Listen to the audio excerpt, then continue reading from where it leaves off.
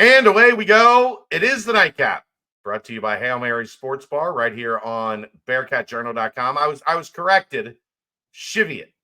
I think that's how I was told to pronounce it, not Cheviot. I was called a hoity-toity, hootin'-falutin' northerner by calling it Cheviot. Cheviot. Chevois. Chevois is how it's supposed to be pronounced.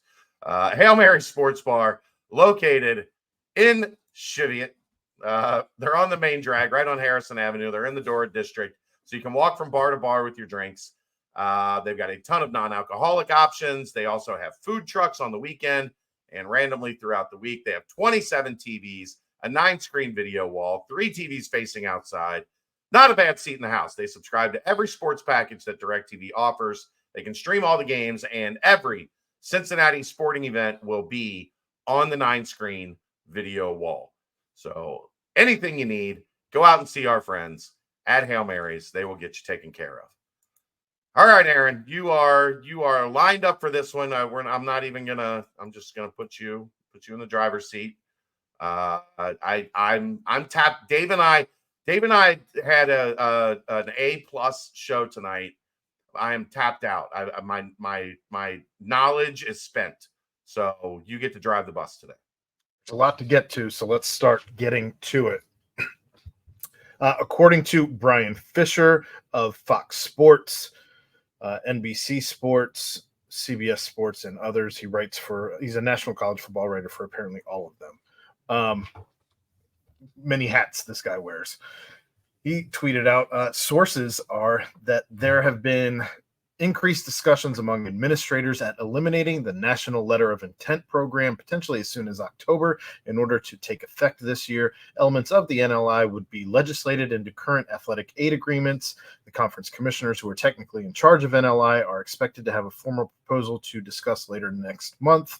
Nicole Auerbach went on to say that this has been in the works for a few months. Basically, the idea is to get rid of the actual binding legislation that is very one-sided and use the different methods for athletes to sign with schools, aid agreements, etc., are more athlete friendly. This is good bananas. What's it bananas? This should I can't believe they haven't been sued for National Letter of Intent decades ago. It's a completely one-sided document. There is no advantage for the student athlete. I have said for years and years and years and years, why would you, other than the only thing which is completely like school serving, is that it technically holds your place. But you know what started happening is schools just started saying, we're letting you go and we are releasing you from your NLI. But the kids couldn't do that without permission from the schools.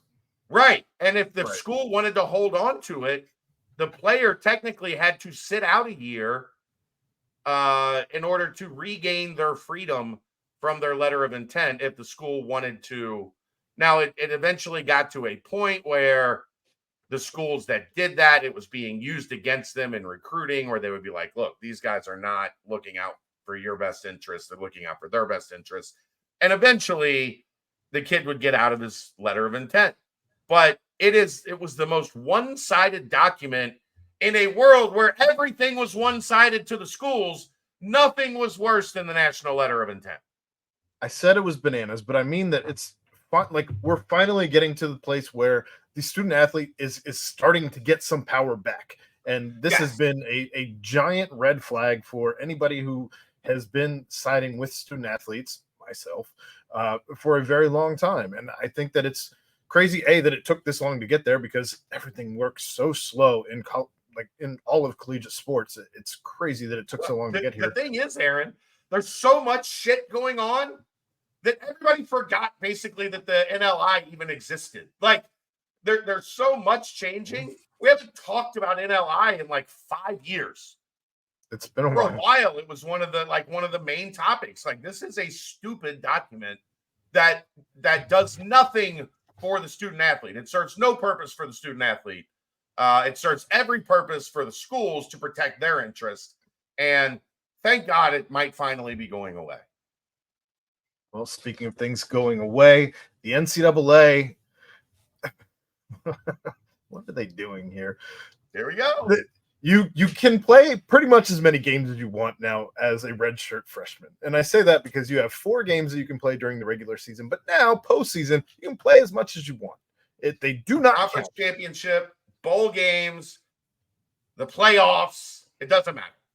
None of it counts towards your 4 games of eligibility. But as you brought up, as we were doing our pregame meeting for this, play 1 second of basketball, and you're essentially have to get injured very, very quickly to get any of that eligibility back. Yeah. Not only do you have to get injured, but you have to get injured by a certain point. There's a timeline on when you can be injured, even if you haven't met the game requirement. If you've passed the time requirement and you play that 1 second, like 31% into the season, you have lost your whole freshman season of eligibility. Where in football, there's going to eventually be a kid that plays in 9 games and maintains his red shirt. 4 games in the regular season, conference championship game, 4 games of the college football playoff. You can play more than half of an NFL season and still be a redshirt freshman. With all of this going this way, you would have to think around the corner there has to be something coming for basketball, right? The basketball coaches have to want it, and I don't know if they do, because if they did, something would have passed shortly after the football thing went through, and that was 4 years ago. I don't know. It baffles. Like, why wouldn't they want? You can play a freshman in 6-7 games, especially in your non-con, where you don't want to necessarily get the wear and tear on your guys that you're going to be expecting to play a large majority of your conference play, especially in a conference like the Big 12, where it's a bloodbath every night. Or if you're in a blowout one way or the other, why wouldn't you want to get these guys some minutes just to get in there? I don't know. Like in the Big 12, you got a guy or two that's injured for 2 weeks, and you're down a couple players. Wouldn't it be nice to have maybe a freshman on the bench that you could now break glass in case of emergency? Like the kid was planning on redshirting. That was understood. But then, hey, I might need him for 3 or 4 games, and then I can put him back in the glass. Well, in basketball, that glass is broken, and he ain't going back in there. Nope. Football, so you can break the glass a couple times now. 9 isn't a couple. 9 is 9 is damn near an entire season, Chad. It's almost a whole there's 12 games in a season. That's 3/4 of a season. So you could play 9 and sit out 8, technically. Right. Because there's 12 games. You can play 4 in the regular season. It's going to happen. You can play 5 more in the postseason. I can't wait for when that does actually happen. And we were like, yeah, and you can play 9 games, sit out 8 games, and still maintain your freshman eligibility. Can you win accolades as a redshirt? Like if you played that many games, and maybe like could you be all freshmen in the league in a situation where you had to be a quarterback in a playoff game, like in the championship or something? Like, could you potentially win the most valuable player in the national championship game, and then you come back the next year as a redshirt freshman with all of your eligibility remaining? Crazy. I know you like to joke about how things are crazy and the wild, wild west. Well, just wanted to throw this one out there. NCAA rules a 1-game suspension for Oklahoma football assistant DeMarco Murray. Yes, that DeMarco Murray, who was a running back for the Dallas Cowboys. Impermissible contact with 17 prospects over 16 months. The man cheated for a year and a half. Roughly. 1 game. Almost. 1 game. Like 16 months. It's a year and a half. And 1 game. Don't kid yourself. It's going to be a bye game. Like a nothing burger of a game. It's an FCS opponent or I'm good. Yeah. What? 1 game. But the only rule you can't break, the only thing you can't do is get caught lying. That's the only thing they punish anyone for. Like everybody jokes about the sign stealing scandal. The only reason the NCAA is dropping the hammer on this is because Michigan lied. It happened. Michigan said, I don't know. We never even heard of this guy. And then, there's pictures of him standing on the sidelines, like right next to the coordinator, telling him what's about to happen. We didn't. I don't know. I've never seen this guy before. A different hat. Where on the Eastern Michigan sideline in Eastern Michigan gear, spying on the opponent. But you can't, if you and it happened to Michigan with the impermissible recruiting during COVID. Harbaugh still maintains, I didn't do anything wrong. Well, they caught you in a lie. They're going to punish you as long as you could break whatever the cardinal rule of college football is. And if they're like, we caught you, and you're like, you got me, bro. That's my bad. That's my bad, dog. I didn't mean to that's my bad. They're like, don't do it again, Billy. But if you're like, I didn't do that, then they get to drop the hammer on you. That's the essence of NCAA like rules now. Unless you were the bag man who was also supplying ladies of the night to certain parties and what have you. But they didn't get in any trouble for that, really. Somebody went to jail for that. Yes. Well, that's outside of the NCAA, Aaron. That's not NCAA. The law. We're getting in the weeds. We did talk about the transfer portal window and how that the spring window is closing. You're only going to have a 30-day window. It hasn't gone through yet. Dennis Dodd reported that this isn't really a report, just gave his opinion. He said, I get how this helps with roster management, but in this climate, you can't take something back that was there. This limits opportunities and, frankly, players' NIL bargaining positions. If there was collective bargaining, this never would have happened. Expect lawsuits. We'll see how the council approaches it. But this gets back to why you need to have a union in place to represent the players and their interests. Bargain, correct. What the rules are. Instead of, we decide the rules and you deal with it, and a situation like this, Aaron, where they gave the players a lot of power, and then you know what happened? I realized it was too much. Whoa! This players having all the power thing, that's not for us. We're gonna take a bunch of that back. And again, certain coaches in little towns in Ohio getting upset about kickers that left to go to Alabama and things of that nature. So, and again, the portal is going to open and close while the college football season is still going on. It's going to be a mess. The last story I wanted to get to, as we are, obviously keeping an eye on Yukon and what that could potentially mean if they are going to be joining the Big 12 and all of that. But it is being reported also by Dennis Dodd that 6 schools are leaning in favor of the move as of now. Per sources, at least 2 are against, and a few more beyond that group remain skeptical. Also, Fox is not really on board with this move. I thought I heard that Fox was. ESPN is. ESPN's the one that's interested. Like Fox, I guess it makes a little sense because who represents the Big East? Fox.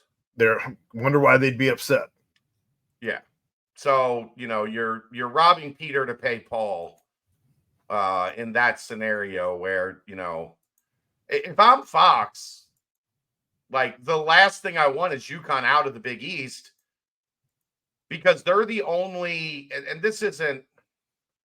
Let's say this delicately without upsetting. They're the flagship program of the Big East. It's not that, Aaron. It's that they're the only state school. So all of the other schools are smaller private institutions that by nature do not have massive followings, right? They're much more regional, they're much more local. Creighton is not big outside of Creighton, like that area. Marquette isn't anything in the state of Wisconsin like Nebraska is. Like, so if you lose Yukon again, you are, and Villanova now is not what Villanova was because Jay Wright is retired. Right. Go look at the TV numbers on Fox and especially FS1 for some of these Big East games that didn't involve Villanova when Villanova was a major national brand and Yukon. And they're small because the fan bases are relatively small. So I get it from Fox's perspective that they would like to keep Yukon seated exactly where they're at, because Yukon doesn't really move the needle in the Big 12 a ton. It moves the needle, obviously. They're but not as much as they move the needle in the Big East. In the Big East, right. Yeah. So you want to keep both properties strong. If you take Yukon out of the Big East and put it in the Big 12, the Big East is significantly weakened in terms of value. So I get it from a Fox perspective. ESPN, what do they want to do? They want to tank one of Fox's properties. As many as they can. Sure. Yeah. I totally understand where ESPN's coming from. That said, sure. It's disgusting that the two TV juggernauts are what controls the sport. But we've known that. We learned that the hard way, Aaron. I know. When ESPN, Pitt, and Syracuse broke up the Big East. Outside of that, the only other thing I had, I guess, worth mentioning, I didn't even tell you this in the pre-show. Pete Thamel wrote an article where he just kind of goes over hot seats for essentially everybody in the entire country. In the Big 12, he did mention that the hottest seat is, of course, for Baylor. No real surprise there. It says worth monitoring is actually Colorado. And then towards the end, just kind of said that Houston, UCF, BYU, and Cincinnati are new. Houston. They have a new coach. Well, but they're all new. He mentions them all as being new, so they still have a grace period. So even with Scott Satterfield and Kalani, what is it, Sataki? Yeah, I don't know that to be true at UCF. If they have another year or two where Malzahn does not meet these increasing expectations, the natives are going to start getting restless in Orlando.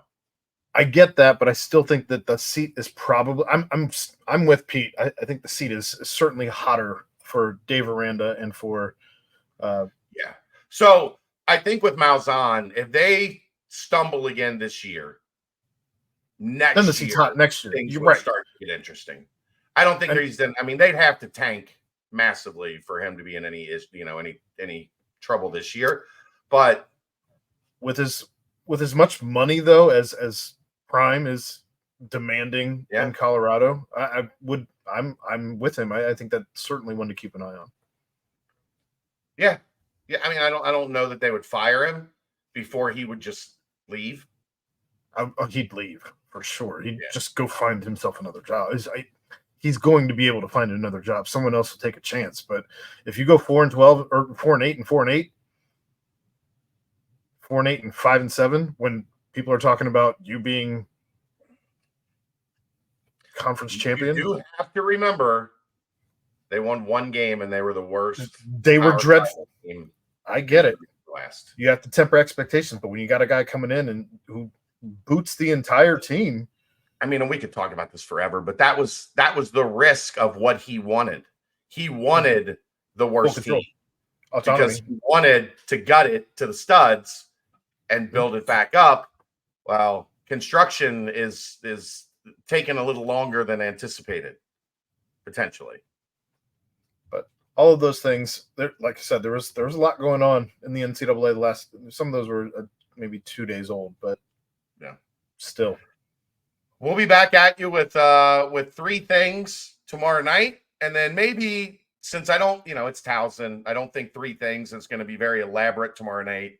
Maybe we will scan over the Big 12 tomorrow night, but normally Tuesday is going to be talking. Wednesday is going to be looking ahead at the week in the Big 12.